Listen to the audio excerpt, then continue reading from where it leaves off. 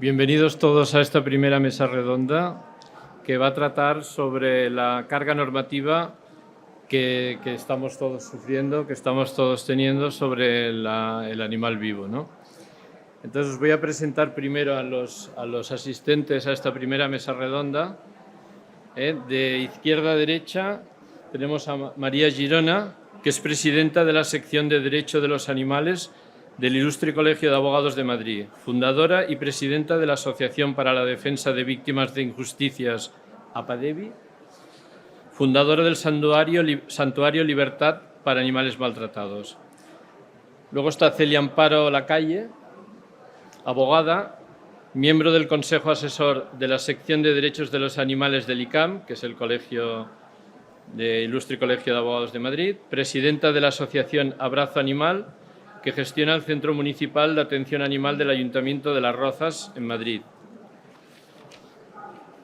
Luego está Marta Merchán, responsable de Políticas Públicas de APP Primadomus, licenciada en Lingüística y Traducción por la Universidad de Surrey, de Reino Unido, y técnico de Comercio Exterior por la Cámara de Comercio de Madrid. Es docente y coordinadora de Infocircos y coordinadora de la Coalición para el Listado Positivo.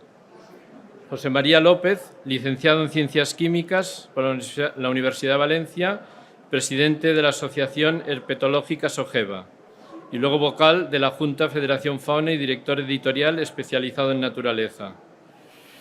Y por último tenemos a Claudia Comte, que es directora del Departamento Legal del Grupo Skypet, que lo forman, como ya sabéis, Kiboco, Tienda Animal, Clivet y Clínica Animal. Pues hechas las presentaciones, empezamos por María, si te parece bien, y hacemos la primera pregunta.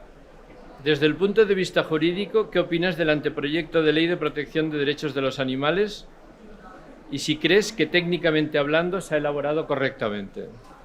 Bueno, las dos preguntas son muy largas, es decir, la primera es más corta, pero si lo hilamos con la segunda ya es bastante larga. Bueno, en primer lugar, muchísimas gracias a la organización por invitarme y por dar la oportunidad de exponer nuestro punto de vista desde el Colegio de Abogados. Bueno, mi visión quizás sea muy crítica, ¿no?, con la normativa que se está teniendo ahora encima de la mesa, que todos sabemos que hay una propuesta de reforma del Código Penal, el Código Civil que se ha reformado ahora que entró en vigor el día 5 de enero, y ahora pues la propuesta de ley de bienestar animal, además de otras que ha habido recientemente, ¿no? Bueno, pues como digo, mi visión quizás sea muy crítica porque soy una defensora a ultranza de los derechos de los animales, y no quiero decir que los demás no lo sean, pero mi visión, pues lo que digo, quizás sea demasiado crítica. Lo que sí veo muy bueno en esta ley es el listado positivo. Eso me parece que es un avance muy grande. Lógicamente esta ley supone un avance, un paso muy grande para los derechos de los animales, porque hasta la entrada en vigor del Código Civil, el tener en cuenta el bienestar animal, bueno, pues dependía un poco de la persona que lo llevara a cabo, incluso del legislador, ¿no?, incluso del juez que aplicara el derecho. Pero ahora es un mandato. El Código Civil establece en su preámbulo, en el punto 2, que todo el ordenamiento jurídico tendrá que tener en cuenta el bienestar de los animales. Por tanto, es un mandato legal. Ya lo era antes con el artículo 13 del Tratado de Funcionamiento de la Unión Europea, pero parece ser que hasta que no se ve en el ordenamiento interno, pues no se lleva a cabo como tal, ¿no? Entonces, bueno, por ejemplo, como digo, es un gran avance, pero mi visión, ya, como digo, es un poco crítica. No se puede legislar para todos. Es decir, no se puede tener contento a todo el mundo. Si se legisla teniendo en cuenta el bienestar de los animales y otra serie de normas que hay que respetar, no se puede contentar a todo el mundo. A mi modo de ver, no se puede excepcionar los perros de caza, porque además hay contradicciones en la propia ley, ¿no? Primero, en el artículo 44 dice que todos los perros son perros, y luego hay excepciones, ¿no?, estos perros ya los de vigilancia de pastoreo, de ganado y demás. Entonces, claro, si también en el artículo 1.3b excepciona los animales de producción de esta ley, de la Ley de Protección Animal, no se puede, a mi modo de ver, incluir en los planes y decisiones al Ministerio de Agricultura, Pesca y Alimentación, porque esos animales que están incluidos en ese ministerio estarían fuera del alcance, del ámbito de aplicación de esta ley. Entonces, bueno, también echo de menos en esta ley, a grosso modo, mecanismos suficientes de control. Es decir, por ejemplo, establece en el artículo 75 y 76 inspecciones bienales. Pues me parecen insuficientes. Pero claro, por ejemplo, cuando habla de los planes de evacuación o del registro de todos los animales, ¿qué mecanismos se han previsto? Yo lo echo de menos, para, por ejemplo, cuando haya que evacuar una zona, ¿cómo sabes los animales que están en zulos? Que hay muchísimos animales en zulos sin registrar, sin que nadie sepa de su existencia. ¿Cómo vas a desalojarlos ante una catástrofe si no sabes que existen? Es decir, previamente tiene que haber un mecanismo de control para que todos los animales estén registrados, incluidos los que, como digo, están en zulos, los de las realas, porque, a ver, habrá cazadores que los tengan bien, yo no lo pongo en duda, pero hay muchísimos que tienen 20 perros y tienen registrados 2. Los otros 18 van criando y criando y criando, los demás van desapareciendo, nadie sabe de ellos, y uno aparece un día en un árbol y otro aparece en una cuneta y otros no aparecen. Entonces, ¿qué mecanismo de control se establece para que todos los animales estén registrados? Que está muy bien que haya un registro, pero como obligas a la gente a registrarlos. Eso es un punto que yo veo bastante, bueno, pues una carencia que yo veo en esta ley. Perdona, María, que te interrumpa. Cuando dices todos los animales, ¿dices todos los animales o estás hablando de perros y gatos? Hablo de todos los animales que puedan ser de compañía y los domésticos. Es decir, si yo tengo, un ejemplo, 5 caballos, yo tengo que tener registrados mis 5 caballos. Sí, pero si tienes un anfibio, por ejemplo... Bueno, pues en el tema anfibio yo juraría, vamos, mi opinión es que todos los animales tienen que estar registrados, porque si hay ha ocurrido, que ha habido, ahora en Canarias lo hemos visto, una señora que dijo, es que tengo 5 tortugas en mi casa. Eso porque la señora lo quiso decir. Si no lo dice, es decir, a mi modo de ver, todos los animales tienen que constar en un registro. Todos los seres vivos tienen que estar en un registro. Es mi modo de ver, porque todos los seres vivos hay que saber que existen y que tienen protección. Si hay problemas de identificación y si no identificas no puedes registrar. Claro, exactamente. Es decir, técnicamente es muy difícil identificar según qué animales. Claro. Vuelvo, peces, por ejemplo, anfibios, algún reptil. Claro. Hay unos que sí, otros no. El problema también está por ahí, por la identificación. Hombre, es que el registro viene por la identificación, lógicamente, va íntimamente unido. Tienes que identificar a tus animales para poderlos registrar. Para mí, mi opinión personal es que deberían estar todos, porque todos los seres, ahora mismo el Código Civil, el nuevo Código Civil, en su artículo 333 bis, dice que todos los animales se consideran seres sintientes. Todos, sin excepción.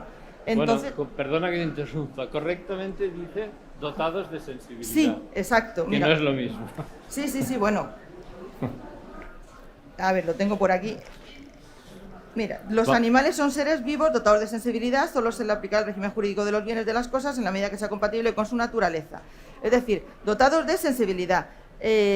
La diferencia entre sentiencia y sensibilidad, todos lo sabemos, me imagino, sentiencia es sentir, y la sensibilidad es ser consciente, tener conciencia, esa es la diferencia, ¿no? Pero el artículo 333 bis no excepciona ningún animal, dice todos los animales son seres dotados de sensibilidad. Por tanto, mi opinión personal es que todos deberían estar identificados y registrados. Muy bien.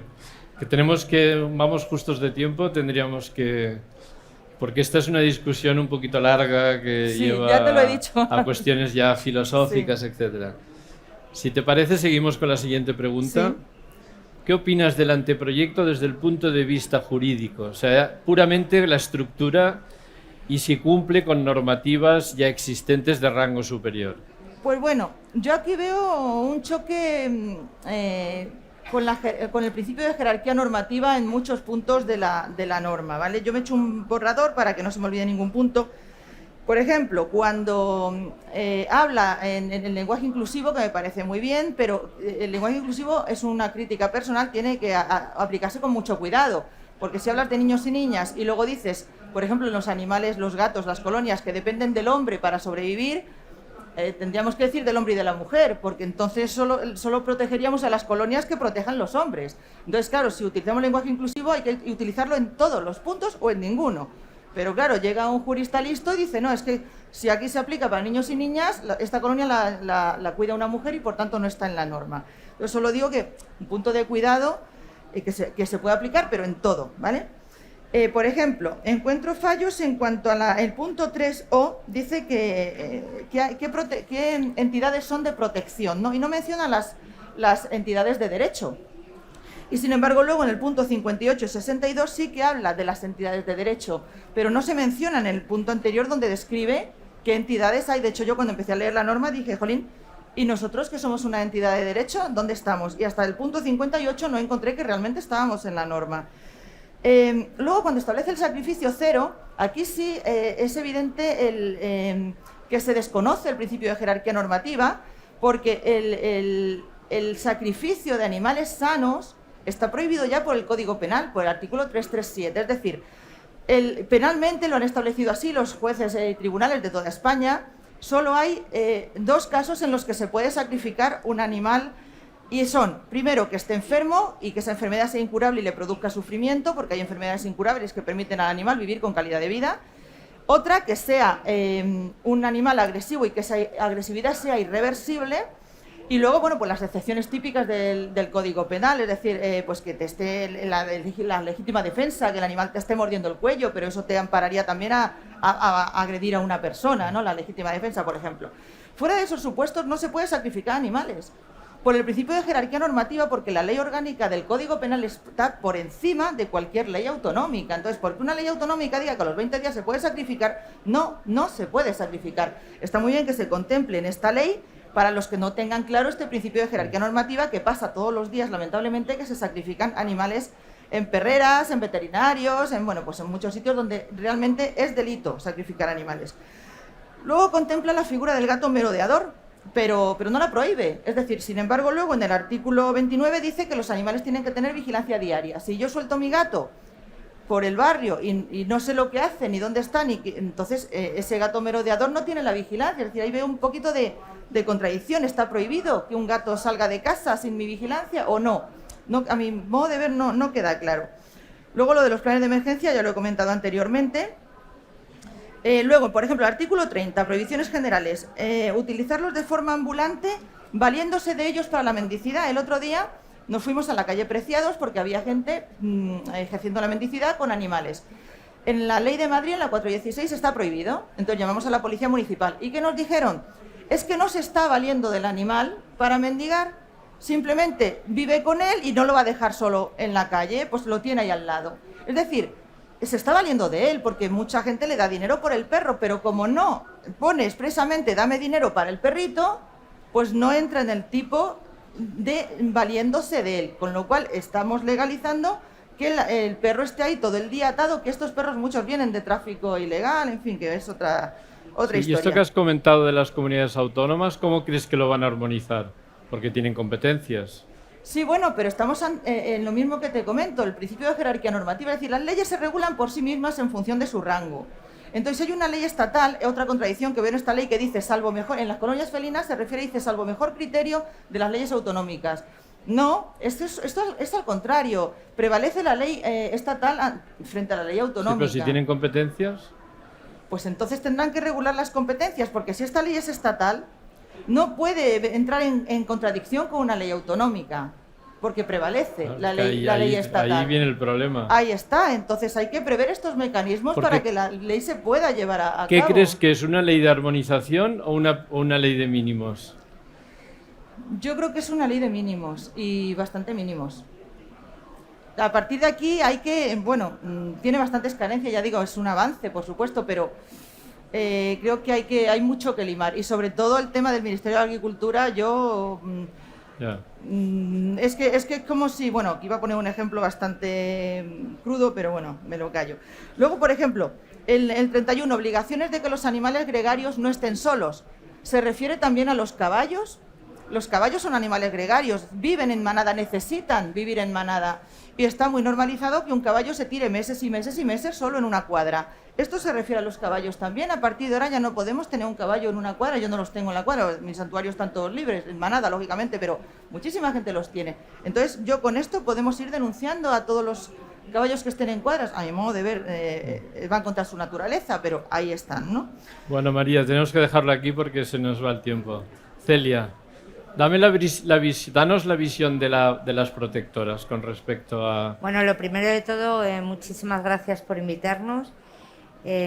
Como se ha comentado, la Asociación Abrazo Animal gestionamos el Centro de Atención Animal del Ayuntamiento de Las Rozas. Como nos vamos a centrar en la ley nacional, nuestra visión es que esta ley es bastante similar a la ley de la Comunidad de Madrid. Hay una serie de mínimos que creemos que en todo el Estado español se deben de cumplir. Como todo, es mejorable, pero sí que es verdad que ya se tiene en cuenta este animal, aparte de lo que ha especificado María en el Código Civil, como un ser sensible, o sea, dotado de sensibilidad. Se tiene en cuenta de forma continuada no tanto la parte solo física del animal, sino también como la parte etológica y psicológica del animal. Y en este sentido, la verdad es que creemos que es un gran avance.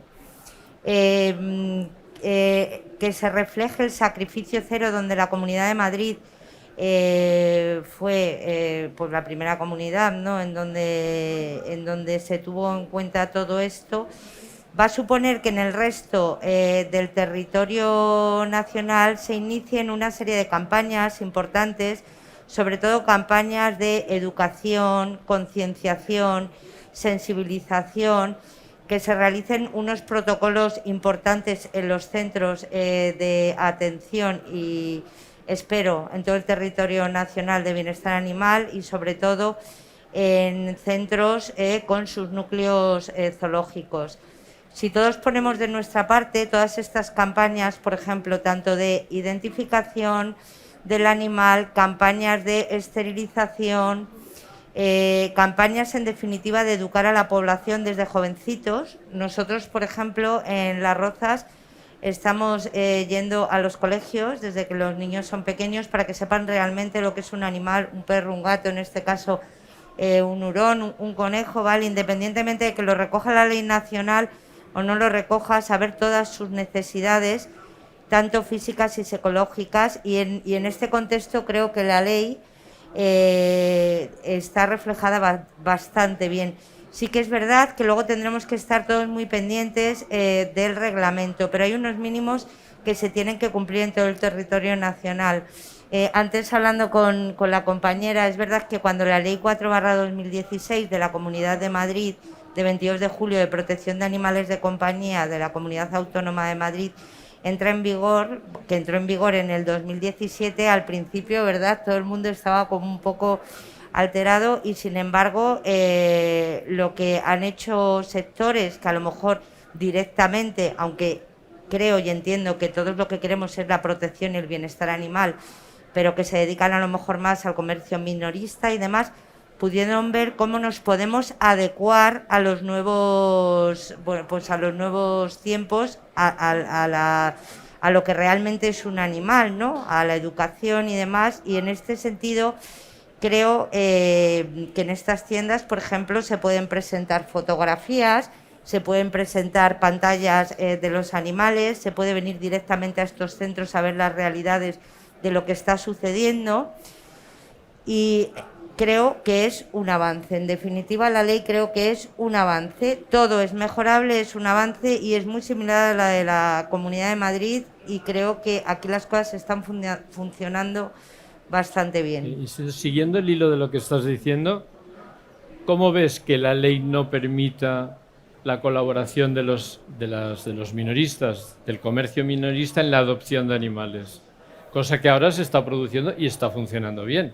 Es un contrasentido. Bueno, ¿no? Vamos a ver. Una cosa es que, como es lógico y como ser sensible, no queramos que esos animales estén presentados en urnas, porque en el fondo, si no, también seguiríamos hablando de la compraventa, ¿no? O sea, hay una sensibilidad, no es solo la parte física del animal, sino la parte etológica. Muchas veces es que el que estén ahí, pues desde nuestro punto de vista y sin ser animalistas estrictos, realmente eso no es digno para el animal.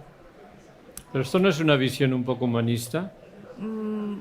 Puedes calificarlo... Porque quizás estamos mirando al animal como si fuera una persona. No, para nada, ni muchísimo menos. O sea, nosotros, por ejemplo, en el centro, dentro de nuestros protocolos, ¿vale?, que salen los animales educados, teniendo en cuenta su parte física, etológica, además, sí que hemos visto animales, y no hace falta para eso ser muy humanista, en urnas, muy estresados. Sí, bueno, porque claro, hay de todo, evidentemente, Muy como en todos los estresados. sectores.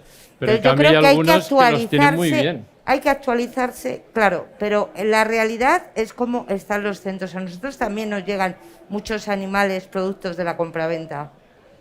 No os vayáis a creer que solo llegan animales abandonados, cruzados, con o sin raza, ¿vale? Incluso en muchos de los casos nos han llegado con cartillas, o sea, quiero decir, cuando hemos localizado con un pedigrí, no es que ya no lo podemos tener, bueno, un largo etcétera. Entonces, aquí lo que se pide, por favor, vamos a actualizarnos a los tiempos. Si es un ser sensible y si lo que no queremos es que la gente adquiera, que me imagino que esto, ninguno estamos de acuerdo en que la gente adquiera animales por impulso, tenemos siempre unas pantallas estupendas, se pueden realizar charlas de asociaciones protectoras serias que cumplan con la legislación vigente. Se puede colaborar de otras muchas maneras, no es necesario tener expuesto ahí al animal. O sea, que veríais bien que las tiendas dieran animales en adopción colaborando con protectoras, pero sin tenerlos expuestos en la tienda. A base de sistemas audiovisuales. A ver, hay otros sistemas, efectivamente. A nosotros la idea de llegar, ponerlo en una urna, viene un particular, ¿no?, que muchas veces lo ve por impulso, incluso porque le da pena la situación, sin meditar mucho. Por ejemplo, nosotros en nuestro protocolo primero hay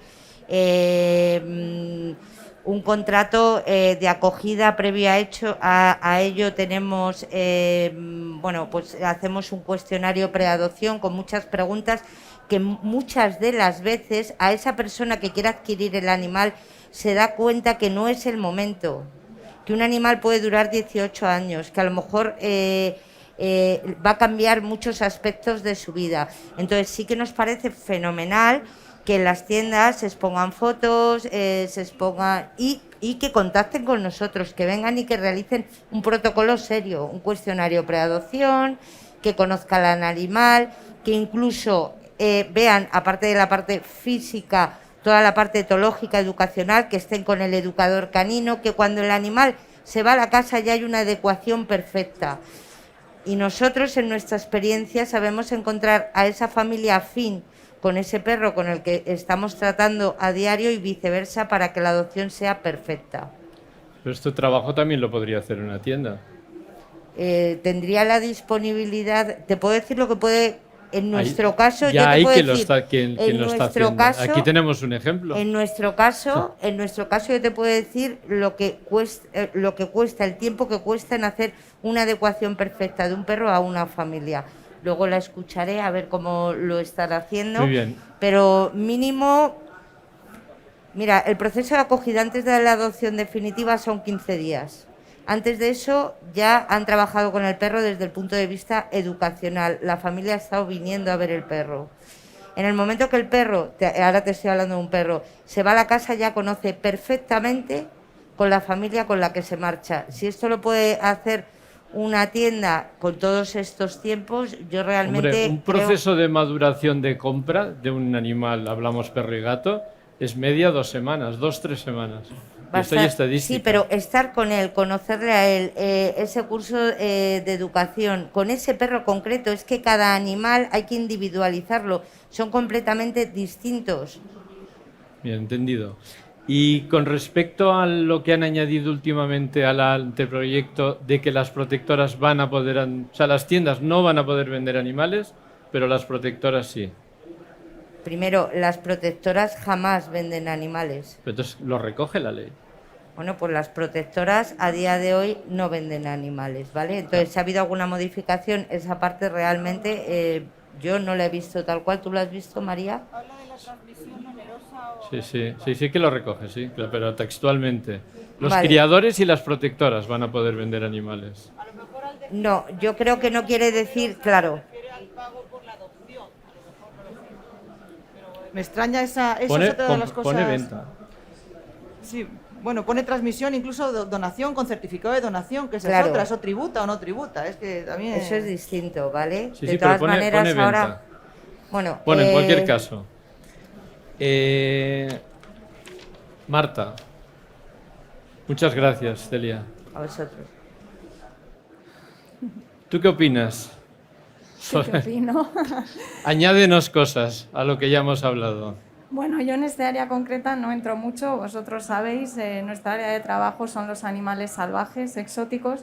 Entonces, bueno, desde ese punto de vista, para nosotros el anteproyecto de ley es bastante positivo, puesto que incluye los dos puntos en los que nosotros hemos contribuido en la elaboración del anteproyecto y que están reflejados a día de hoy en el texto, que es la prohibición de la utilización de animales salvajes en circos y los listados positivos. Para nosotros, bueno, pues eran dos piezas claves y están ahí, con lo cual nuestra valoración, ciñéndonos a la parte de animales salvajes exóticos, es positiva. Pero en cuanto a los animales silvestres, que los prohíben todos, claro, ahí no tienen en cuenta, por ejemplo, la acuariofilia marina, que todos son animales silvestres. O sea, es toda una industria con todo lo que lleva de equipamientos, etcétera, que desaparece. Porque hoy por hoy se está avanzando mucho, pero solo hay un 5% de animales que se pueden criar en cautividad. Entonces dependemos, hay cuotas, está todo regulado, las que están protegidas por CITES lo están, cada país tiene sus cuotas, está perfectamente regulado. Pero claro, si prohibimos generalizando todos los animales silvestres, se acabó la acuariofilia marina. A ver, lo que pasa, o sea, no se prohíben todos los animales silvestres, lo que se está adoptando es un sistema, insisto, basado en listados positivos. ¿En qué consiste el sistema de regulación del comercio y la tenencia de animales de compañía? Bueno, pues consiste en elaborar unos listados, unas listas blancas o positivas en las que se incluyen las especies que a partir de ese momento se consideran, bueno, se permiten, ¿no?, para tener como animales de compañía y por tanto son aquellas con las que se puede comerciar, para que su fin sea tenerlos como animales de compañía. Esta es la parte. Perdona, estamos hablando de dos cosas diferentes. Uno es el listado positivo, que ese está claro, es un listado que es lo que se va a poder comercializar, tener, etcétera. Pero es que luego prohíbe textualmente los animales silvestres. Prohíbe la cría, la importación, ¿te refieres? Claro. Con excepciones. Con excepciones. Yo no le he visto ninguna excepción. Sí, habla de excepciones en cuanto a programas de conservación. Claro, pero la acuariofilia marina no es un programa de conservación, es toda una industria que además está regulada y que está funcionando sin ningún problema, ni está causando, creo, ningún daño, porque en cuanto se detecta una especie que parece ser que está pues deteriorándose, automáticamente se mete en CITES y se prohíbe o se regula. A ver, lo que pasa es que, bueno, primero que de CITES tendríamos mucho de lo que hablar, o sea, las cosas en CITES no funcionan jamás automáticamente, o sea, los procesos de CITES, desde que surge un problema hasta que se intenta aportar una solución, son tremendamente largos. CITES, además, al final cubre un minimísimo % de todas las especies que existen. O sea, CITES no cubre más que en torno al 5% de todas las especies que hay a nivel mundial. Y bueno, pero te vuelvo a llevar al tema de los listados positivos. O sea, ahora mismo lo que el anteproyecto recoge es un sistema basado en listados positivos. La segunda parte, que eso tendremos que esperar bueno, pues, que entre en vigor esta ley y se proceda al desarrollo reglamentario, y ahí es donde se empiezan a elaborar los listados concretos. Son listados que normalmente se tendrán que trabajar por tipos de especies, pues de mamíferos, de reptiles, de aves, etcétera, etcétera. Y en ese momento, y entonces, como te decía, o sea, para nosotros lo fundamental es que ese sistema apareciera recogido en esta ley y que además los criterios y que además la elaboración posterior de los listados positivos partieran de un comité científico. O sea, para nosotros es muy importante y me parece muy razonable y muy coherente que para que de verdad los listados positivos puedan cumplir su función estén fundamentados en parámetros de carácter científico. El problema de los comités científicos es que no suelen ser imparciales, porque solo te puedes referir al MITECO y claro, todos los que están en los comités científicos son ecologistas.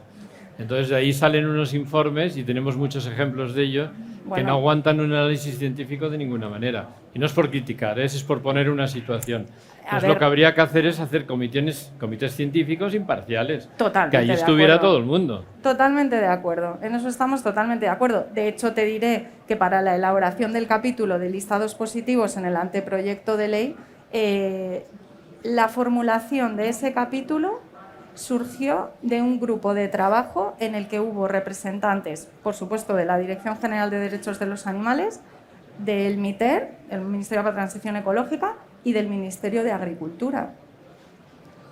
Muy bien. Y una última pregunta. ¿Tú crees que como está elaborado ahora el anteproyecto, los capítulos que toca, el capítulo que toca el listado positivo, cumple la normativa europea y las sentencias que hay, concretamente la Andivel, que la conoces perfectamente?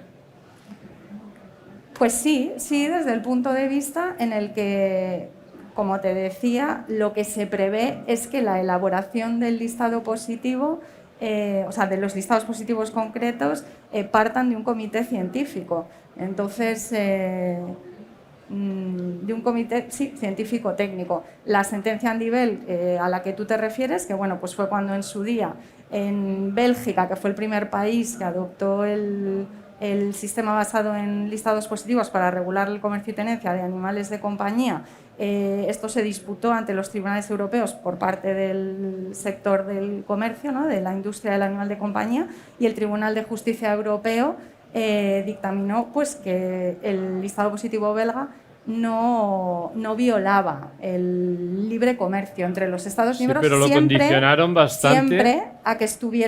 Siempre que estuviera basado el listado positivo en criterios objetivos. En Y no protección de la naturaleza. En criterios, y mamíferos exóticos. Bueno, estamos hablando de mamíferos exóticos, ¿eh? Eso es, entonces, siempre que estuviera basado en criterios objetivos no discriminatorios. Y de hecho, a partir de ese momento, el gobierno belga aprueba un nuevo Real Decreto, esto fue en 2008, creo recordar, o 2009, en el que adoptan el mismo listado positivo de mamíferos que previamente se había disputado entre los tribunales europeos, y lo único que se añade un mecanismo que para nosotros también es fundamental, en el que dé la posibilidad, evidentemente, de incluir y excluir especies de ese listado con posterioridad por parte de cualquier parte. Lo que no vemos claro desde el sector es la parte de esa sentencia que protege al comercio intracomunitario, porque dice concretamente que la inclusión o exclusión de animales en el listado positivo ha de ser ágil. Y claro, tal como está planteado, por Real Decreto, comité científico, no sé qué, no es nada ágil.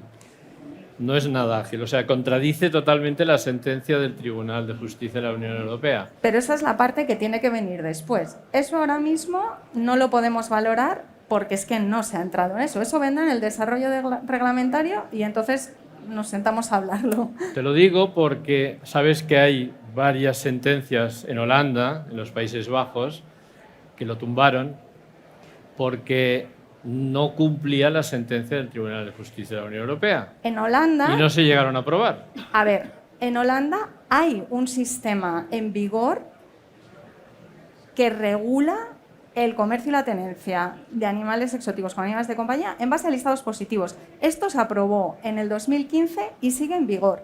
Es la primera fase esta que te digo, ¿no?, en la que estamos ahora o en el momento en el que se apruebe la ley aquí. Hay un sistema en vigor y ese sigue siendo válido. Esto es una confusión que se hace mucho, que nosotros siempre decimos que en Holanda hay un sistema basado en listados positivos y no es cierto. No, sí que es cierto. Es la segunda fase, que es esa en la que había que hacer, que se tiene que elaborar el listado positivo concreto y que efectivamente eso ha pasado.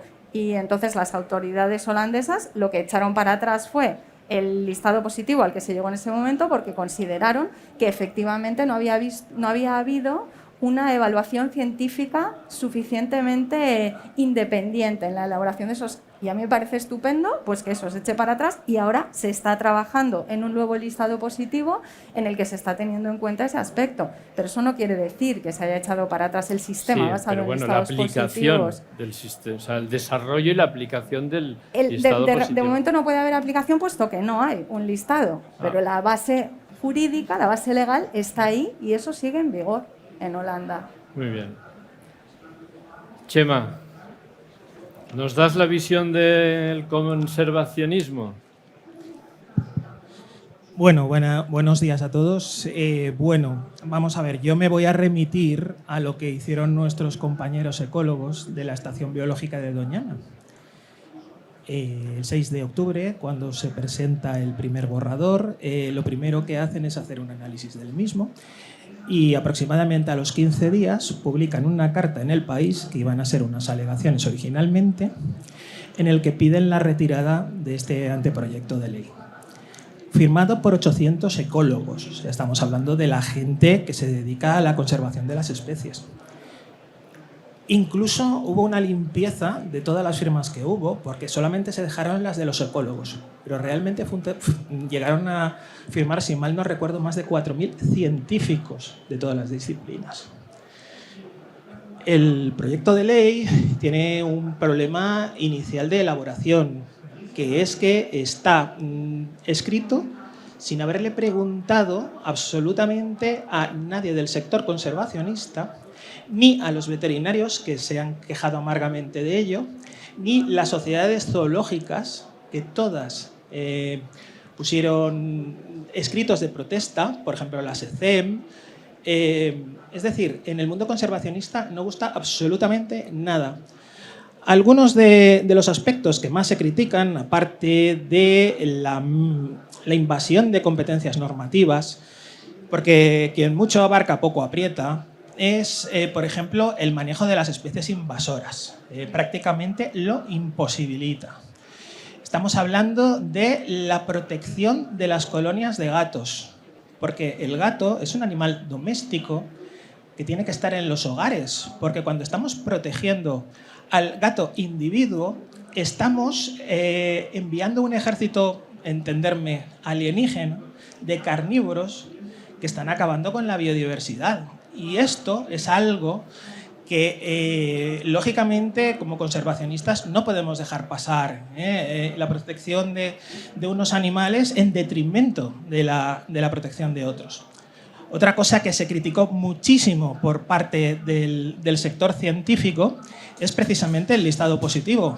Lo siento, pero es así. El listado positivo provoca una serie de problemas al acotar la cantidad de especies que se pueden mantener, en el sentido de que es muy difícil cumplir con ello.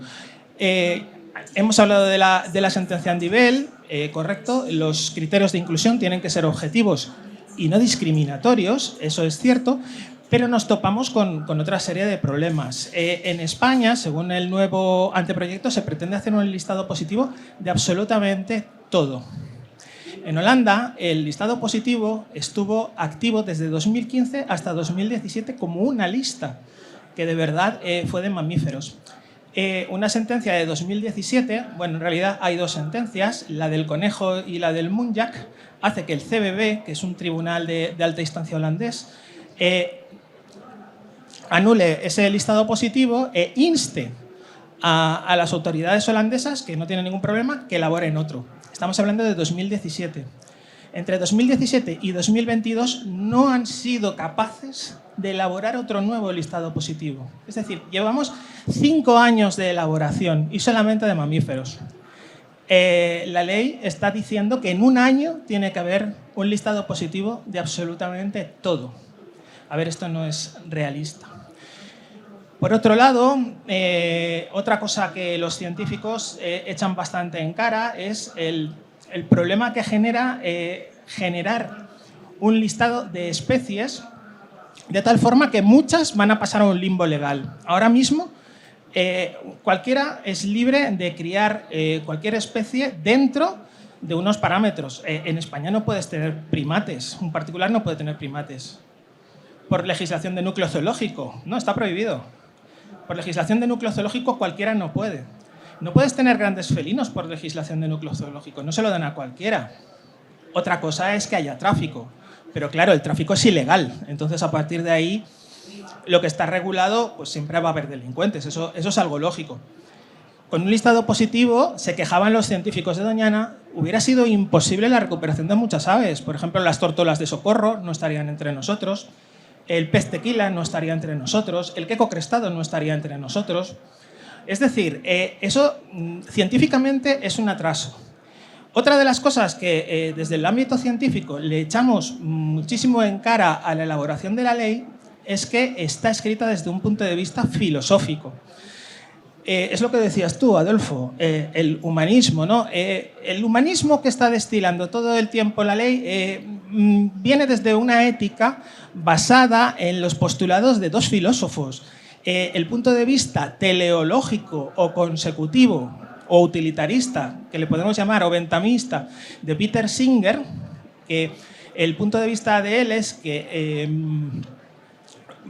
digamos que no causar daño, al final, es éticamente lo que se ha de hacer porque de esa forma se alcanza el bien, o por otro lado, los criterios deontológicos de otro autor que es Tom Regan, ¿vale?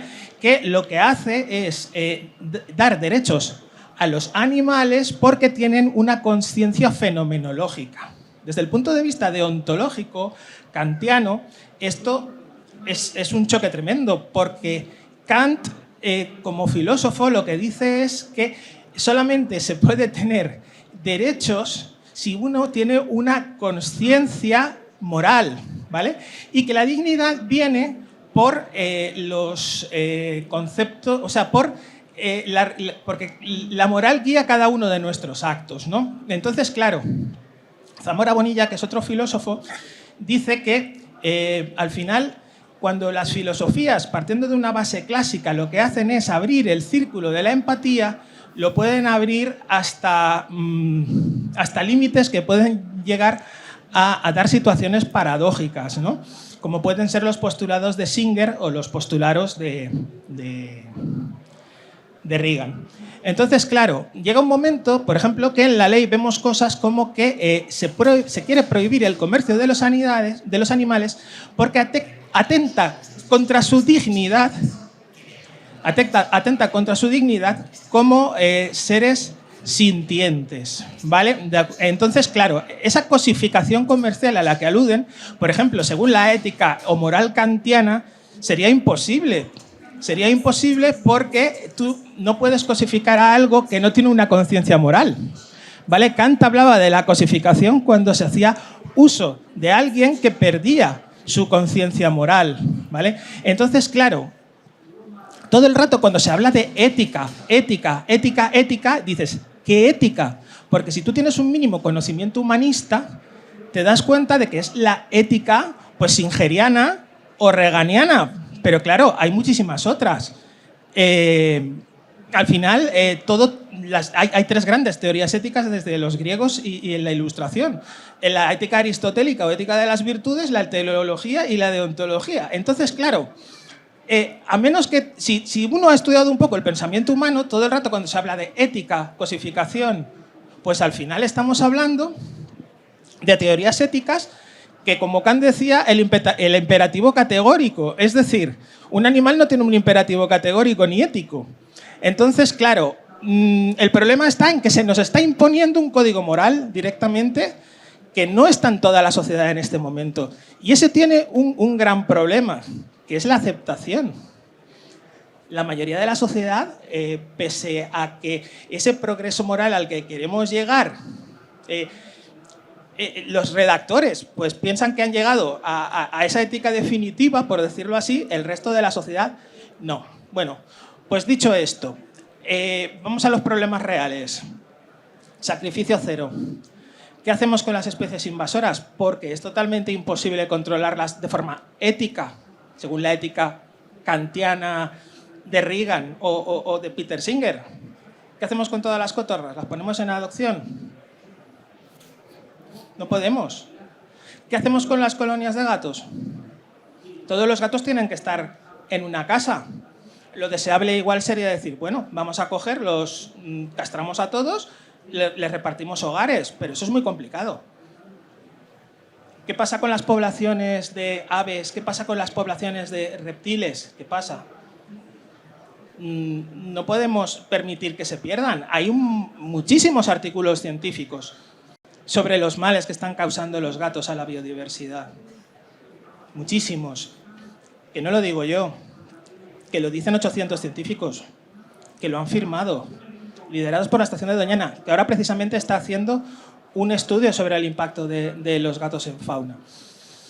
Entonces, José María, pues, perdona, ¿qué efectos crees que va a tener sobre vuestro sector, sobre el conservacionismo? letal. Letal. ¿Podrías Absolutamente. concretar esquemáticamente algún punto? Sí, bueno, vamos allá. En primer lugar, la cría en cautividad ahora mismo, pese a que, por ejemplo, Marta estaba hablando de que el convenio CITES hay una mínima parte, el convenio CITES lleva muchos años funcionando muy bien en España, con muchísimos criadores registrados. Esos criadores registrados ahora mismo tienen que pasar un montón de pruebas, o sea, tienen que ser inscritos, se les tiene que hacer una inspección. Cada animal que se cría de convenio CITES lleva una documentación y todos esos animales deben de ser marcados. El borrador del proyecto de ley dice que se prohíbe la cría y tenencia de animales protegidos. Lo que es curioso es que el convenio CITES protege a los animales a través de su comercio. Entonces, es una paradoja que la propia protección que le da el comercio haga que sea su prohibición.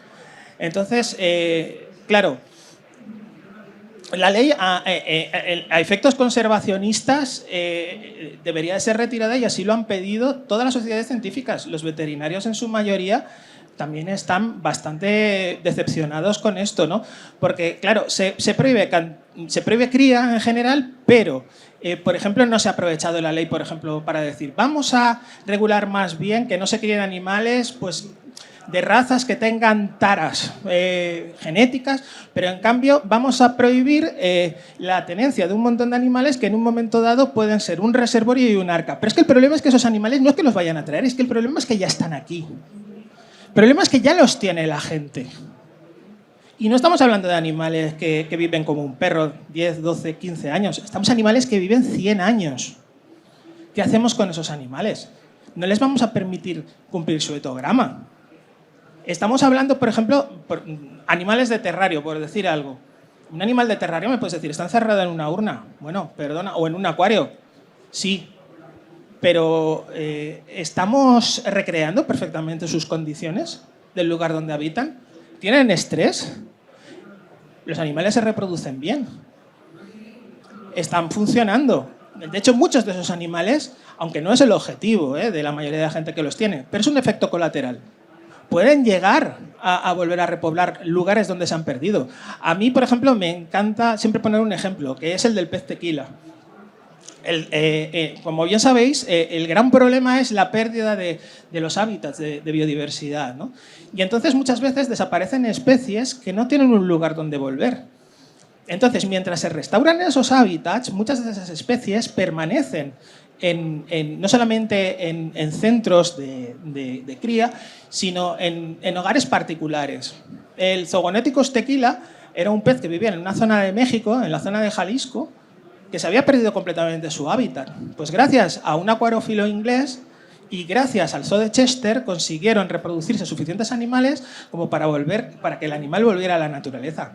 En Alemania, por ejemplo, existen iniciativas por las cuales los zoos y las sociedades zoológicas llevan programas junto con gente, con aficionados avanzados, para la repoblación de ciertos animales, pues por ejemplo como la salamandra de Pátzcuaro. Con todas estas cosas como el listado positivo, todas estas iniciativas serían totalmente imposibles. En España, por ejemplo, no se importa una sola ave de fuera de la Unión Europea desde 2004, porque se prohibió por la peste aviar. Hombre, lógicamente, claro que hay tráfico, también entran drogas en España. Claro, todos los días, y está prohibido. Y claro que hay desaprensivos, por supuesto. Pero la inmensa mayoría de las aves, se crían en España. España es uno de los primeros productores de aves. no solamente de variedades domésticas mutadas, sino de variedades estrictamente silvestres que se crían desde hace muchísimos años. Entonces, ¿dónde ponemos el límite? O sea, una limitación impuesta por una moral de cariz reganiano o singeriano ¿es suficiente como para que nosotros paremos ahora de golpe todas estas iniciativas que en otros países de Europa están funcionando? O sea, desde el punto de vista conservacionista, nosotros vemos que es un gran paso atrás. Muy bien, gracias, José María. Claudia, la visión del comercio minorista. Bueno, a ver, lo primero, gracias, Adolfo, por tu presentación y por informar esta mesa, que creo que es súper necesaria en el sector. Escuchando a mis compañeros, pues bueno, creo que yo tengo otra visión. Luego, por alusiones, pues comentamos también temas que habéis comentado Celia y tú.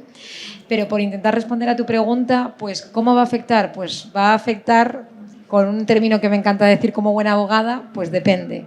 Va a depender de si entra en vigor el actual redactado o si finalmente las administraciones públicas hacen eco de las quejas del sector, que creo que casi todos tenemos reflexiones sobre ello, y se modifica y se hace la ley que corresponde, ¿no? Centrándonos en el actual redactado, ¿no? Realmente, y por intentar concretizarlo, para nosotros hay 6 puntos principales. El primero de todos es realmente... Aquí, obviamente, cada uno tiene su visión. Para nuestro modo de ver, y luego os lo comentaré, creemos que impacta de manera directa en el bienestar animal. Eso es lo primero.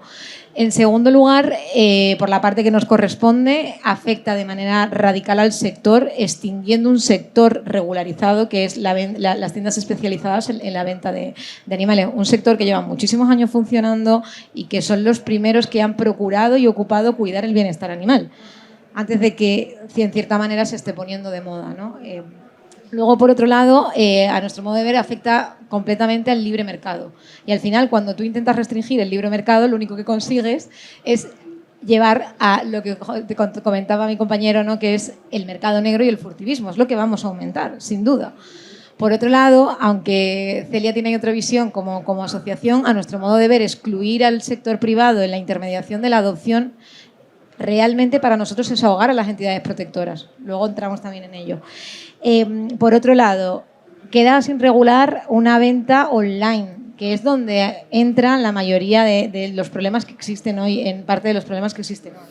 Y por último, a nuestro modo de ver también impacta en el vínculo humano-animal, porque al final estas restricciones están limitando ciertas especies en los hogares, que no todo el mundo puede tener un perro y un gato y a veces se nos olvida. Entonces, en resumen, a nuestro modo de ver, afecta directísimamente al sector, tiene un daño irreparable si no lo paramos, afectará a miles de puestos de empleo, que parece que eso se nos olvida, pero somos una economía y un sector fuerte, en pleno crecimiento, por cierto, y sin duda creemos que de verdad es que no va a beneficiar al bienestar animal. Esa es nuestra opinión.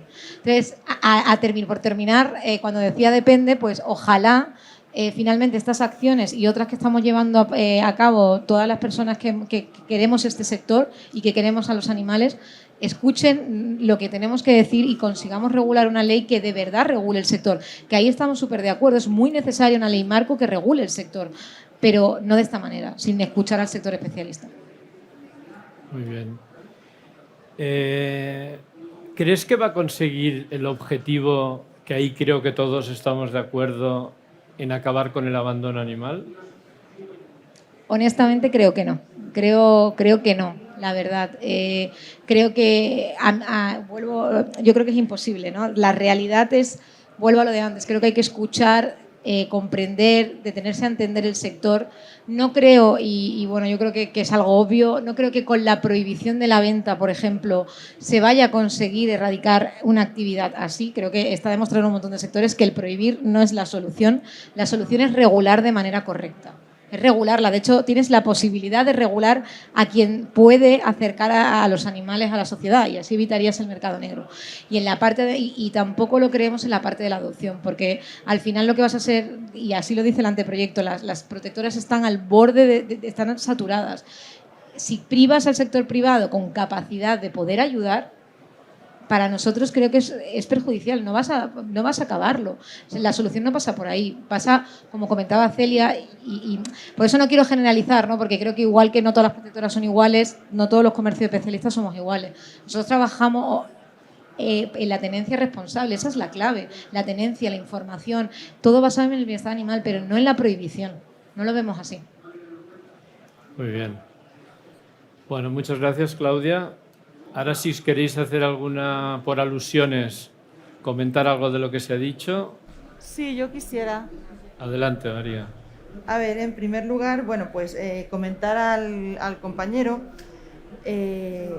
las aves como las cotorras, de hecho nosotros en la asociación hemos llegado al Tribunal Supremo con el tema de las cotorras, porque hemos denunciado la matanza que se está haciendo en Madrid con las cotorras, porque nuestro recurso se basa en estudios científicos que acreditan que se pueden regular de forma ética, que no hay que cargárselas como se están haciendo en Madrid, a matar a todas las cotorras, porque existen controles éticos y nosotros somos abogados, no somos científicos. Nuestro recurso se basa en informes científicos en los que apoyamos nuestros argumentos jurídicos. Por otro lado, las colonias felinas no son invasoras. Las colonias felinas son totalmente compatibles con la convivencia con las personas. Lo que pasa es que, lo que decía antes, en España la ley se incumple y no pasa nada. Ese es el problema. Ahora mismo tenemos denunciado también el propio ayuntamiento en un municipio de Cataluña ha capturado a todos los gatos de colonias urbanas y los ha soltado en un parque natural. Esto es un delito ecológico brutal. ¿Pero por qué se produce esto? Porque el ayuntamiento mismo, que es el que tiene que controlarlo, en lugar de controlarlo de forma ética con un cerco, una captura, esterilización y retorno, coge y los suelta. Y lo hemos denunciado y el juez no ve delito ecológico, no ve delito de abandono, no ve delito de maltrato, no ve nada. Entonces, si eso es un incumplimiento brutal de las normas del Código Penal y de las normas de la comunidad autónoma. Eso es lo que causa un impacto, el incumplir las normas y que no se castigue y que no se condene. Por otro lado, los animales por supuesto que tienen dignidad. Hemos comentado antes la diferencia entre sentiencia y sensibilidad. Un animal, tú lo dejas abandonado y no solo tiene frío, hambre y sed, tiene miedo, busca a su dueño. Un animal es consciente. Entonces, ese punto de vista tan antropocentrista yo no lo puedo compartir, porque las personas no somos el centro del mundo. De hecho, ellos estaban en el mundo con la visión religiosa, estaban antes que nosotros. Nosotros llegamos al final poniendo aquí orden a todo según nos apetece. Y luego, para terminar, yo entiendo que la venta de animales, lógicamente estoy en contra de la venta de animales, lógicamente, porque considero que favorece, o no favorece, sino que tiene parte de responsabilidad en el tema de abandono, porque se compra a veces de forma, como decía Celia, se compra para un regalo, para Navidad, para el niño que se ha antojado del perrito, del gatito, de tal, y luego pues el gatito a la calle y lo pongo en esta colonia y no se nota que es un gato, como hay muchos, o el perrito pues a la perrera, y luego están las protectoras como están desbordadas. El control de la venta, por supuesto, pero lo que puedan perder de beneficio económico, es decir, antes de que entrara en vigor el Código Civil el día 5 de enero, los bienes jurídicos que se ponderaban era únicamente el beneficio económico de la persona que comerciaba, porque no había otro bien, no había otro bien jurídico. Pero ahora hay que ponderar el bien jurídico protegido del bienestar animal que nos obliga el Código Civil y el beneficio económico del vendedor. Ahora, claro, ponderando eso, ¿qué prima más? Esa es la cuestión. ¿Qué prima más, el bienestar animal o el beneficio económico? Ahora el bienestar animal está impuesto por ley. Entonces, a mi modo de ver, pues hay que controlar esa venta y no pierde tanto el sector, porque esa pérdida que pierde este sector se reconduce a los criadores, es decir, no sale del mundo de la venta de los animales. Ya, pero María, tú estás hablando, estás relacionando la venta en el comercio minorista con el abandono, ¿correcto? Bueno, no es que lo relacione directamente, pero sí que muchos de los animales, o algunos, no vamos a decir muchos, algunos de los animales que llegan a las protectoras abandonados... ¿Pero tú crees que ese es el problema realmente? Bueno, entre otros. Porque ¿qué porcentaje de animales en general se venden en tienda? No solo los que acaban en protectoras no son solo responsables... No, te hablo en general. Pues O sea, el origen de los animales de compañía, estamos hablando de mamíferos, perro, gato... Claro, lo que te digo, los que acaban en protectoras no vienen solo de la venta, vienen también de la cría indiscriminada de un señor que lo ahí es donde está el cría problema. con el vecino y ahora reparto 7 perros por allí y ahora 6 acaban en la protectora. Sí, mira, yo te contesto, sale un 13% de perros y un 4,5% de gatos del comercio regulado. De esto se abandona, aquí hay que quitar de lo que se abandona, que dicen que es un 30%, hay que quitar todo lo que se abandona por causas sociales, que no es un abandono, es una cesión, porque es que la familia, pues estamos en crisis, pandemias, tal, y la han de abandonar. Luego hay los que se pierden, los que se escapan. O sea, si vas restando, al final, el perro de raza, y vosotros lo sabéis perfectamente, ¿cuánto dura un perro de raza en la protectora? Bueno, sí, hay detalles, pero te hablo grosso modo. Si es un perro tamaño más pequeño y viene sin problemas, que muchas veces vienen con problemas, tanto físicos como etológicos, durará menos tiempo. Si yo no te estoy hablando del detalle, te estoy hablando grandes números, o sea, a nivel macro. Es que a grandes números, yo O sea, referente la conclusión... al tema de la compraventa, te puedo decir cuántas personas, y eso que nosotros recogemos las rozas y las matas, ya no te voy a hablar solo del perro y del gato, que nos han venido con conejos comprados, con hámster preñados, que se han encontrado con la sorpresita y de repente aparecen 9, 10 y dicen, ¿qué hacen? Les decimos, llamar a la persona que os los ha vendido, que no voy a decir ahora cadenas, pero os puedo asegurar que alguna de esas ha salido aquí. Entonces, no, pero es que ya nos dijeron que si venía, o sea, que es una responsabilidad nuestra. A ver, lo que no se puede hacer es vender y luego desentenderse del problema. Bueno, esto se podría regular también. Y No hace falta desentenderse prohibir. del problema. Pero al final la Pero, pregunta es, ¿tú no, crees te que el voy a hacer problema del abandono es que viene yo de la ahora te voy a venta? hacer una pregunta a ti. ¿Se podría regular? ¿Es que es necesario regular que una tienda que está vendiendo un animal que muchas veces está preñado o que vende dos animales sin saber el sexo? Esto lo he vivido yo en el Centro de Atención Animal del Ayuntamiento de Las Rozas. Y nos han llamado familias desesperadas, porque todo lo que es nuestro municipio lo recogemos, pero es que nos llaman de España entera. Entonces, Hay muchas cuando fórmulas. llaman a esas tiendas, realmente se desentienden, lo que te quiero decir. Entonces, si realmente todos somos responsables, entiendo, a mi modo de ser, que uno es responsable de lo que está vendiendo y que nos está costando dinero a todos, a las personas que nos gustan más los animales y a las que nos gustan menos, a los que entendemos más a los animales y a los que los entendemos menos, porque realmente el animal abandonado pertenece a la administración pública y la administración pública es la que se está haciendo cargo o la que se debe de hacer cargo de esa situación. Por lo tanto, todas aquellas personas, a mi entender, toda la vida he tenido animales adoptados, con o sin raza, adultos, jamás he tenido un cachorro, han venido con problemas, con una educación adecuada y con todas sus necesidades cubiertas, tanto físicas como psicológicas, se adaptan fenomenal a un hogar.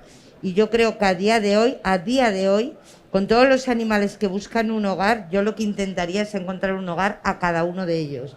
Bien, cuanto menos que la cría esté completamente regulada y que haya una trazabilidad absoluta para saber de dónde viene cada uno de esos cachorros, perro, gato, y desde luego que aquella persona que se ha beneficiado económicamente tenga una solución para este animal más adelante si esa familia no puede tenerlo. Respecto a esto te diré Porque que... entonces también tendrán muy en cuenta protocolos de actuación como los que tenemos nosotros, de cuestionarios extensos, de que vengan a trabajar con el animal, que sepan realmente lo que es un animal, Sí, y un está largo claro. etcétera. Pero nosotros a la administración como sector, te hablo del sector Sí. del animal de compañía, hemos propuesto soluciones. Nunca nos han hecho caso.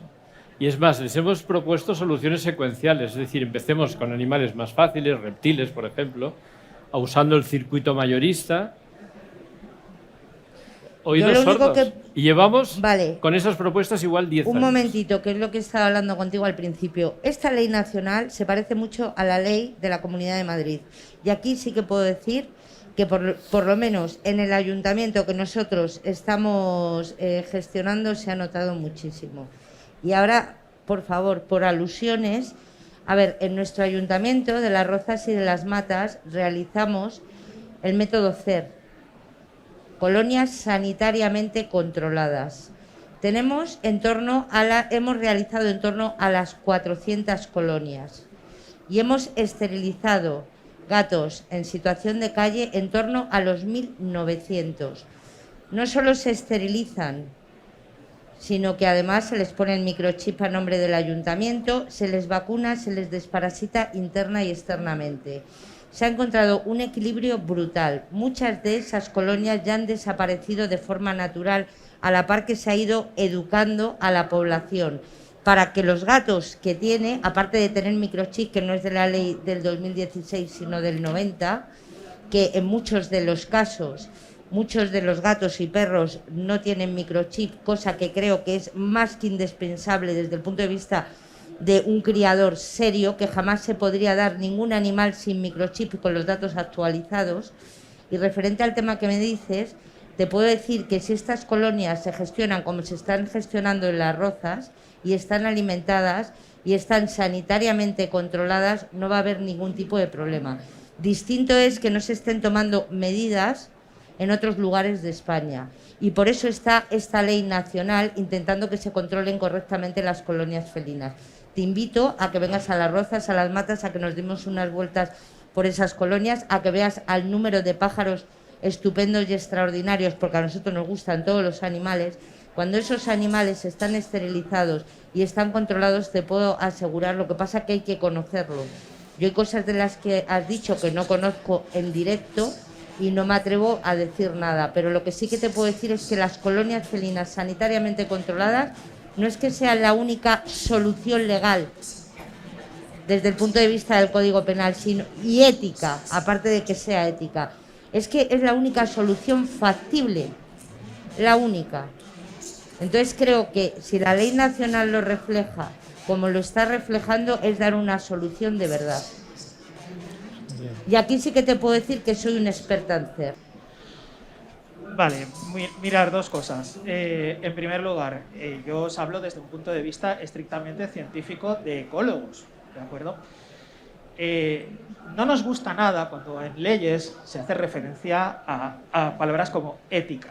Más que nada, antes os he hecho un resumen de lo que son las teorías éticas, ¿vale? Hay más de una ética, ¿vale? Y la moral de cada uno es privada. Entonces... No, pero yo te estoy hablando de un resultado en un ayuntamiento, de un resultado real, en donde correcto. El veterinario municipal de ese ayuntamiento dice que ha sido completamente efectivo, que ha disminuido muchísimo el tema de los gatos en situación de calle, que se ha educado a la población, que referente a temas aves y todo lo que tú me estás comentando. Sí, pero es que habéis sido dos intervenciones. Entonces he empezado contestando a la primera. Claro, pero es que... Bueno, pues espera que conteste a la primera y seguimos con la segunda. Hablo de resultados. ¿No? Estáis hablando de dos cosas diferentes. Estamos hablando de dos temas completamente diferentes. En primer lugar, el uso de la palabra ética. Cuando yo os he hecho este resumen de lo que son las diversas éticas, a ver, la ley o vuestras... Bueno, la ley destila ética desde el punto de vista de que os he explicado, por ejemplo, de la teoría deontológica de Tom Regan. No tenemos por qué estar de acuerdo en eso. Entonces, a nosotros el tema científico nos gusta hablarlo en temas científicos. Y ahora vamos al tema de las colonias de gatos y el tema de las cotorras. Hay varias especies de cotorras, no solamente estamos hablando de una. Es cierto que hay algunos informes que dicen que los gorriones son capaces de sobrevivir en zonas donde, o sea, en los intersticios de los nidos de cotorra argentina, pero no es la única especie, también está la cotorra de Kramer. Por proteger a esas cotorras estamos acabando con las poblaciones de murciélagos. Entonces, estamos primando unas especies sobre otras. Una especie que es invasora sobre otra. Sobre esto son muy interesantes los trabajos. Sí, ahora vamos a los... No, pero es que eso no soluciona... No busquemos la solución cuando ya se nos ha ido de las manos. Pero es que esa solución no funciona. Vamos a ver. José María, muy breve, por favor. Muy breve. Yo no estoy diciendo que se persiga a los gatos y que se les cause mal. La eliminación tiene que ser gradual, porque los gatos, aunque estén castrados, no dejan de comer. Sí, pero si esas colonias están alimentadas, te puedo asegurar que el porcentaje, como hablas tú, del pajarito que va a coger... Es que nosotros... A ver, yo ahora mismo, ¿sabes lo que...? Te lo voy a decir muy claro. Ven a Las Rozas y lo ves in situ. Lo ves in situ. O sea, yo te estoy hablando no ni de teorías éticas, ni... No, es que ahora mismo te estoy hablando de resultados. Y yo de papers. Y Estoy hablando de papers científicos. Es un ejemplo a seguir. Es que os felicito, pero os hablo de papers científicos. ¿Vale? De todas formas, Pues Celia, me alegro perdona mucho. que te interrumpa. Supongo que no es lo mismo una colonia de gatos en Las Rozas que en una isla que hay una fauna autóctona y que hay allí una colonia de gatos que lo extinguen todos. Que sí. Pues Entonces, que te hay digo, términos. Perdona, Marta, querías hablar, ¿no? Sí, quiero hablar, quiero decir varias cosas. A ver, el tema de los listados positivos, concretamente, o sea, no tiene absolutamente ninguna base filosófica ni nada. O sea, es una herramienta muy práctica y que, de hecho, lo que pretende es ser pues, mucho más eficaz de lo que ha demostrado ser cualquiera de los intentos de regulación a través de listados negativos, que es lo único con lo que se ha intentado resolver ahora todos los problemas que se han ido desencadenando precisamente por un comercio de los animales exóticos totalmente incontrolado, ¿no? Que eso es lo que pasa cuando hace pues, varias décadas la gente se empieza a poner de moda el adquirir todo tipo de especies exóticas no domesticadas como animales de compañía. Entonces, en torno a esto ha habido pues, muy poca legislación y se han ido dando lugar una serie de problemas que estamos sufriendo ahora las consecuencias y todo lo que puede venir.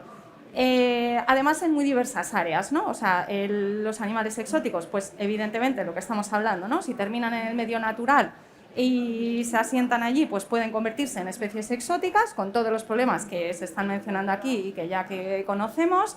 El tema de la conservación, pues muchas de estas especies efectivamente se extraen del medio natural con el expolio que esto supone para las poblaciones en origen. CITES, pues CITES es lo que es, podríamos hablar días de CITES, pero CITES es una regulación que tiene muchísimas fisuras que han sido denunciadas internacionalmente, que se han admitido en CITES y tampoco se han encontrado soluciones a día de hoy para CITES. Esto en la parte de medio ambiente. Los animales exóticos, además, son fuentes potenciales de transmisión de enfermedades, pueden suponer, hay especies de animales que son peligrosas para la ciudadanía, para la persona que lo tiene en su casa y su vecino si el animal se escapa. Y evidentemente aquí también pues, está la parte de bienestar animal, que es de la posibilidad de garantizar el bienestar de esos animales cuando están en una casa como animal de compañía. Entonces, el listado positivo, ¿no? La idea, y tal y como está incluido en este anteproyecto de ley, todo animal, toda especie que se incluye en este listado positivo, previamente el comité científico ha tenido que analizar si esas especies no suponen ningún riesgo en ninguno de estos ámbitos, que, como digo, no se ha logrado subsanar o no se ha logrado frenar con toda la normativa en negativo que se ha intentado poner en práctica y que ha entrado en vigor para intentar solucionar estos problemas. El listado positivo es una herramienta de carácter preventivo y el tema de las especies exóticas invasoras es muy buen ejemplo de por qué no han funcionado hasta ahora los listados negativos. O sea, en España tenemos la ley de patrimonio natural y de la biodiversidad que incluye el catálogo español de especies invasoras y no ha funcionado y tenemos todos estos problemas que se están hablando. Entonces, el listado positivo obviamente no va a poder eliminar un problema que ya está consolidado, que ya está creado y que es muy difícil de solucionar, de erradicar, pero lo que va a hacer es que por lo menos no entren nuevas especies. Esto por un lado. Por otro lado, la parte esta científica que comentaba Chema, evidentemente, bueno, pues hay siempre una parte en todos los sectores que va a estar en contra de lo que sea. Pero bueno, en el caso concreto de los listados positivos, la Federación de Veterinarios de Europa hace ya años que se posicionó públicamente a favor de sistemas basados en listados positivos para regular el comercio y la tenencia de animales de compañía. El Consejo General de Veterinarios, el Consejo General de Colegios Veterinarios de España también se ha adherido a este posicionamiento, con lo cual también hay una gran parte del mundo científico que está a favor de los sistemas basados en listados positivos. Yo creo que el tema es cómo primero, la elaboración concreta que esté basada en parámetros objetivos, en parámetros científicos y que luego, evidentemente, se haga una buena aplicación de los mismos. Sí. Y Marta, súper rápido, en España el decir que un particular no puede tener un primate o un gran felino, Chema, perdóname, pero esto no es así. No está prohibido, perdona.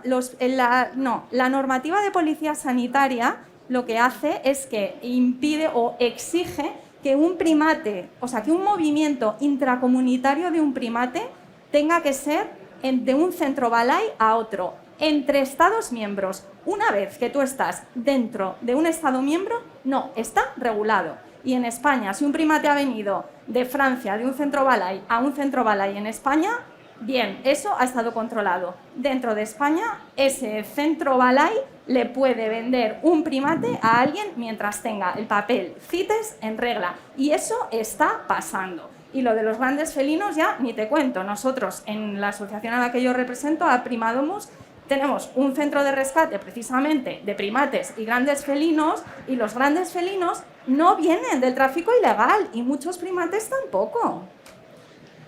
Tenemos que dejarlo aquí. Si tienes que hacer algo telegráfico, decir algo telegráfico.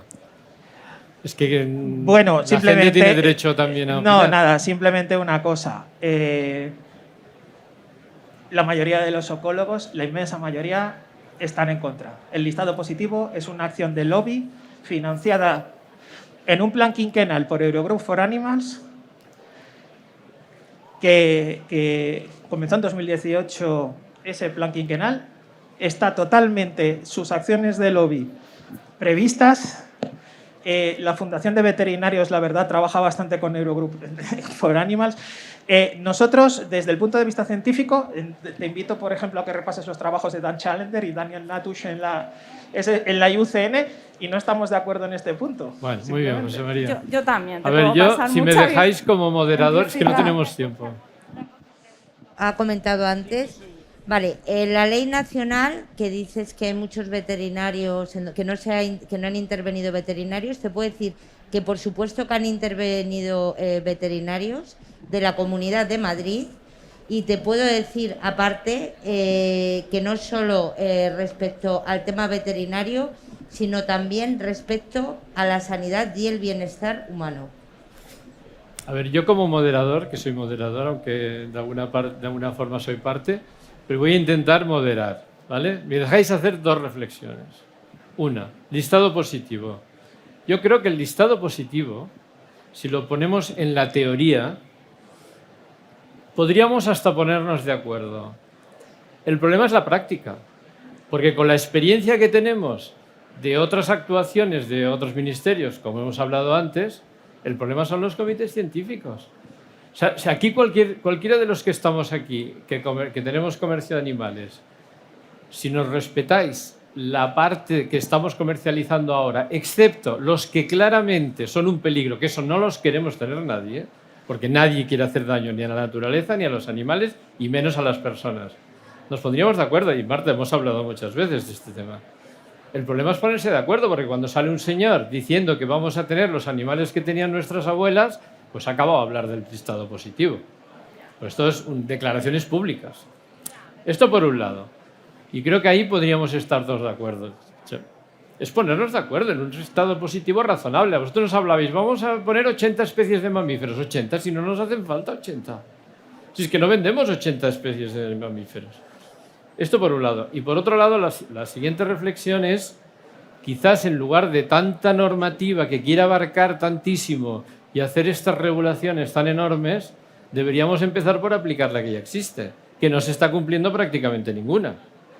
Porque si se identificaran lo que ya es obligatorio identificar, no tendríamos el problema que tenemos y no se aplica ni en un 30%. Exacto. Entonces, Bueno, os dejo ahí estas dos reflexiones. Ahí estoy completamente de acuerdo. O sea, referente al tema de... No me voy a ir más lejos que el perro, el gato, el cobaya, el conejo, ¿vale? Me quedo ahí. Muchos de estos animales están sin identificar. Muchos de estos animales particulares que no tienen mínimas nociones ni genéticas, ni de consanguinidad y un largo Celia, etcétera, crían con ellos. lo conocemos perfectamente. Perdona, pero lo hemos de dejar aquí. Si alguien quiere hacer algún comentario, pregunta, ahora es el momento. ¿Pasas el micrófono?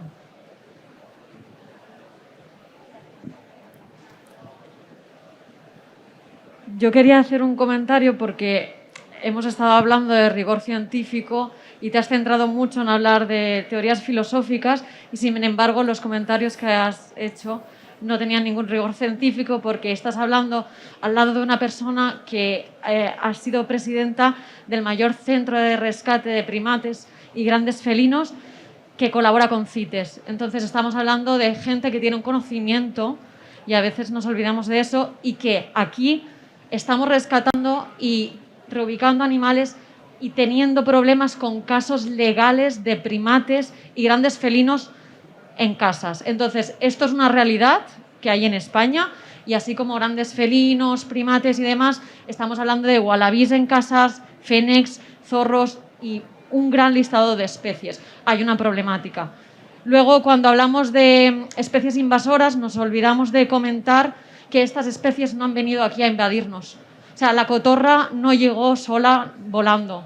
El problema lo hemos generado nosotros, entonces hemos de aprender del error y en vez de actuar siempre a consecuencia, vamos a matar los que ya están. Bueno, es verdad que los que ya están es un problema y se ha de solucionar, pero es que se ha de evitar nuevos problemas y por lo tanto hemos de evaluar muy bien cuál es la raíz de este problema. Y estamos hablando de que el listado positivo no es una prohibición, sino una regulación y que se basa en cosas científicas, entre ellas el problema de la peligrosidad, de la sanidad, del bienestar animal, pero sobre todo para prevenir esto, las especies invasoras. ¿Alguien más? Yo pertenezco al gremio, lógicamente, si no, no estaría aquí, de la venta del comercio de animales. Y me quedo muy sorprendido de ver, me pregunto de dónde sacan los datos. O sea, la ley está, en su prólogo está diciendo que quiere solucionar el abandono y, entre otras cosas, el abandono y la eutanasia en perros saludables, ¿no? Sin justificar. Y aquí va a haber una prohibición de venta y, claro, el deber del gobierno, en este caso, sería estudiar qué consigue, si consigue el objetivo en la prohibición de venta que pone en el prólogo de la ley. O sea, no tiene sentido legislar sin saber qué voy a conseguir. Y ciertas personas que han hablado, que ahora mismo soy malo para los nombres y la pantalla no me llega, el tuyo lo conozco, Adolfo, pero los demás nombres no lo veo. Creo que Celia, por ejemplo, estaba comentando el porcentaje de animales. O sea, en porcentaje no lo conoce, pero piensa que muchos de los animales que están en las protectoras, o la mayoría de ellos, antes has comentado tú que no era que en ningún caso era superior al 13 en estudios anteriores, o sea, la venta no está provocando ni el abandono, ni la venta, ni la eutanasia no justificada. Entonces, ¿qué es lo que estamos solucionando? Más que una pregunta, es una reflexión, porque si tuviera que hacerle pregunta concreta, por ejemplo, ¿de dónde saca el dato? O si más que un dato es una sensación, que en su protectora o en su santuario hay muchos animales que provienen de una tienda del sector del animal de compañía, pues no terminaríamos y sería como un debate. Yo hago la reflexión y, bueno, en la reflexión podéis pensar en todas las manadas de caniche estoy con pedigrí que pueda haber suelta en las cunetas de España, no sé. ¿Qué es lo que estamos solucionando y hacia dónde vamos? Si es verdaderamente. Por otra parte, la tienda está muy bien preparada para solucionar el problema de la no identificación, porque ahí sí tendríamos datos reales. O sea, Si nos ponemos en el lado del cliente que adquiere y también le pedimos responsabilidad a él, podemos hacer modelos de contrato en los que, aunque la ley ya dice que se identifique, el animal pueda salir identificado. Quien no tenga clínica veterinaria, que no es mi caso, que sí que la tengo y lo puedo sacar identificado y regalarle una consulta y pararme a explicarle que esa es otra. La protectora sí puede pararse a explicar qué es un perro y cómo va a ser su entrada en casa, pero da por hecho que todos los protocolos que ella tiene para explicárselo a un cliente, la tienda no lo tiene. Eso no me parece bien. No me parece justo cuando hace 45 años le dábamos desperdicios de animales a los perros y ya entraron en el caso de mi padre, algunas personas que estábamos enseñándole de verdad cuál es el lugar que hay que darle al perro en casa y cuál es la comida más adecuada. Estábamos vendiendo ucanubas en ese momento cuando comían astillas de hueso de pollo, por Dios. Un poco de respeto también al gremio en ese sentido. Muy bien. En cuanto a... No quiero alargarme porque esto es interminable, Adolfo. Lo de las manadas de caniche estoy suelta, deberíamos de preguntárnoslo y sobre todo ver dónde está la raíz del problema y pensar que no es la tienda. Ni el Bien, comercio. muchas gracias. Celia, pero súper rápido. Lo que te pido, por favor, es que contestes lo que te ha preguntado. Creo que lo que se está tratando es que esté todo lo más regulado posible, ¿vale? Y que los criadores tengan, al igual que las entidades de protección animal, que tengan sus núcleos zoológicos, que lógicamente paguen todos sus impuestos, que creo que esto es positivo para todos, ¿verdad? Sobre todo para aquellos criadores que lo hacen correctamente. Y en caso de que seamos conocedores de que alguien del sector no lo hace, que no tengan que ser solo las asociaciones protectoras de animales las que lo pongan en conocimiento de los cuerpos y fuerzas de seguridad del Estado y que realicen las denuncias.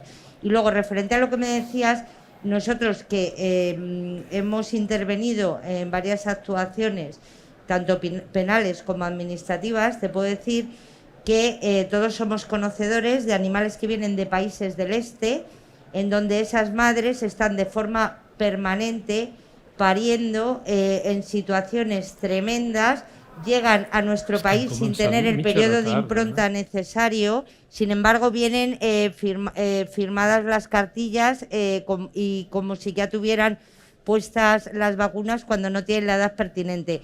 Entonces me consta que en el sector se conoce quién está realizando estas prácticas y es estupendo que la ley nacional lo que quiera sea regular aquí a nivel nacional, haciendo todo legalmente y que, por supuesto, haya una trazabilidad de cada animal.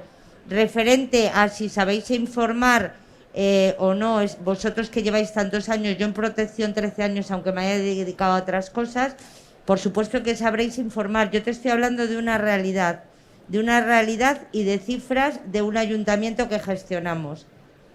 De todas formas, Celia, a ver, si me permites un comentario, es evidentemente aquí lo que hay que hacer es, igual que estaba diciendo Antonio, que ha evolucionado el mercado, sí, ha evolucionado desde dar desperdicios a los perros a una comida exquisita, sí, más ya especializada por raza, pues se puede evolucionar en el otro sentido también. Por supuesto. Y buscar más la colaboración. Es que aquí lo que falta es un poco eso. Es decir, a ver, tenemos una estructura de 5.500 tiendas en España.